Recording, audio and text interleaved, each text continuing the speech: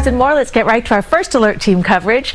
Meteorologist 𝗙𝗢𝗟𝗟𝗢𝗓, oh, look at all those friends out there, is live from Legoland in Goshen, New York. First, I want to catch up with meteorologist Vanessa Murdoch with the first alert forecast. And Vanessa, is today going to be the hottest day that we've had so far? In the city, Cindy, it will be the hottest day temperature-wise. 93 degrees is where we're heading right now. As we look live outside, it's bright, sticky, and 80. Winds are out of the northwest at 3. The temperature trend is this. It was 89 Wednesday, 91 yesterday, today 93, tomorrow 89, 92 Sunday. Do not get deceived by 89. It will still feel like 95 and 97 as we make our way through the weekend. The real feel today will be 96. Tomorrow feels like 95. Sunday 97. Then relief rolls in on Tuesday. Now, as a result of these extreme numbers, there's a heat advisory in effect through Sunday, and this is why we're asking everybody just play it safe. It will feel like 95 to 100 with the potential to breach the century mark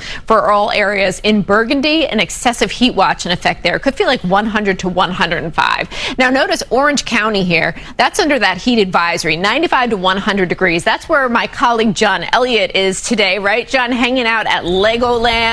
Cindy said you got a lot of friends there, but I think they're not moving. What's going on there, John? You know, Vanessa, everywhere I go, all they want to talk about is Vanessa Murdoch. I have made friends here, but so many of them are plastic. They're just plastic. They do not mess around here at Legoland, by the way. Look at there. They made me my own little name tag there. So let's talk about it.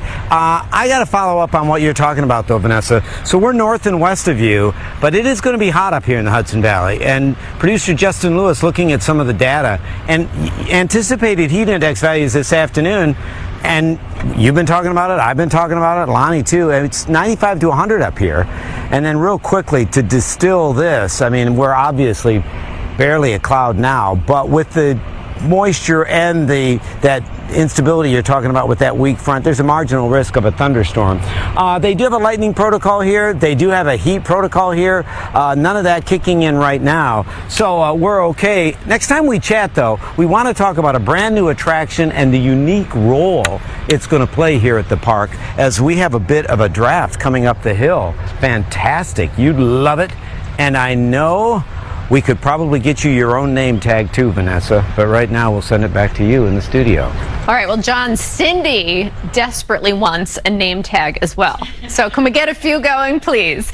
Let's talk about where you can find relief. I know John was talking earlier about all the ways you can get relief at Legoland. Along our shorelines will offer significant relief from the heat today, especially those south-facing beaches. There's an incredible marine influence. Water temperatures are 67 to 75, so that sea breeze brings the numbers down big time. But do note there's a moderate risk of rip currents today. Your UV index is a 10. That's a burn time of less than 10 minutes. Wave heights 2 to 4 feet and ocean temperatures 67 to 75.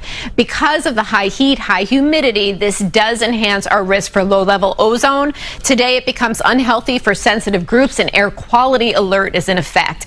Now, this heat and humidity does not break. We talked about it earlier. 89 Saturday, chance for storms feels like 95. Sunday, 92 with that chance for storms feels like 97. A heat advisory stays in play until then. Cindy, back to you. Vanessa, thank you. And breaking news now, more trouble for New Jersey transit riders. Service is affected yet again in and out of Manhattan's Penn Station due to overhead wire issues. Let's get right to CBS 2's Christina Fan live at Secaucus Junction in New Jersey. Christina.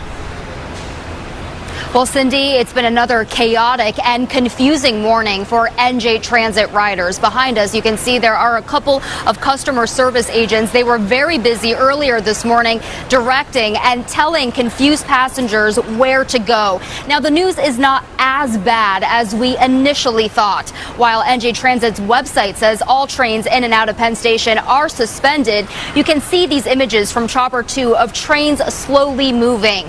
We also did hear a customer service service agent telling passengers that despite earlier Amtrak overhead wire problems, trains are still going to New York, but riders just have to be patient and expect delays. Now, this was the third time just this week Amtrak and NJ Transit riders have encountered problems. This was the scene at New York Penn Station yesterday, where hundreds of hot and weary passengers waited and watched as train after train was canceled. Officials blamed a combination of a brush fire in Secaucus and an overhead power outage for causing the suspension of NJ Transit trains in and out of New York Penn Station and Amtrak's Northeast regional trains from New Haven to Philly. Many riders then and now complained of a lack of communication and were left scrambling to find alternate routes home. I feel that this has to be addressed. Obviously, something is happening operationally. So it's pretty frustrating and I think pretty dangerous with all the mobs, all of us like gathering in such large crowds trying to make it through the alleyways and the stairwells for alternate transportation. Once again, NJ Transit Service is experiencing disruptions in and out of New York Penn Station for a third time this week. They say it's due to Amtrak overhead wire issues, but Amtrak just put out an alert a few minutes ago blaming a disabled commuter train at New York Penn Station. Amtrak saying resumption of service is expected at noon and to expect delays of at least 60 minutes. So a lot of back and forth, a lot of confusion this morning, once again, here at Secaucus. Reporting live in Secaucus, New Jersey, Christina Fan, CBS 2 News. Christina, thank you. And now to more breaking news. 2 people are dead after a fire at an apartment building in New Rochelle. This was the scene earlier this morning on East Chester Road. Dozens of firefighters were called in to fight the flames. The fire chief told our reporter Tony Aiello that 2 people have died. While the cause of the fire is unknown at this time, officials did tell us there were hoarding conditions in the apartment. And now to a developing story, the search for suspects and answers in a chilling shooting. Police say an Uber driver is in critical condition after being shot in the head. It happened on Lincoln Place in Prospect Heights just after 10 o'clock last night. The victim has not been identified. No word on what led to the shooting, but police say witnesses report 2 men fled the scene. Governor Hochul has signed new legislation to target what she considers addictive social media platforms. CBS 2's Doug Williams explains. It's a lot harder than when it was just Mr. Rogers and Sesame Street. Can't say it much better than that. And Thursday, Governor Hochul signed legislation to protect and in some cases restrict kids from social media. The significant percentage of our lives was not isolated from others. These are kids. The first piece of legislation, the Safe for Kids Act, will require social media companies to restrict addictive feeds on their platforms for any users in New York State under the age of 18.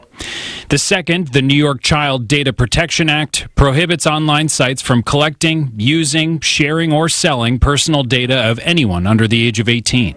They don't know that there's a feed that's sort of feeding them exactly what their interests are. We know that, and we are still susceptible to that. So I can only really imagine that they think that that's the actual world around them. Social media, you don't really need it. You can have it at a certain age, but you don't need it when you are my age. There's so much creativity online and on social media that you don't want to restrict access to that, but it's also commingled with the stuff you don't want them accessing, so it's a full-time job. Also on Thursday, the Adams administration announced a report on the topic. The administration says they found 78% of parents and guardians believe the government should step in to limit their child's social media use, and that teen social media users were 27% more likely to report anxiety and 18% more likely to report depression than offline teens. Isolating themselves from human contact. We did reach out to Meta, the company that owns both Facebook and Instagram, who said they didn't agree with all aspects of Hochul's bills, but did agree that the app stores should require parental approval for purchases. We also heard from the Surveillance Technology Oversight Project, STOP for short, who says while the legislation is well-intentioned, it will actually lead tech companies to gather more information from users to decide who can see what. Doug Williams, CBS 2 News.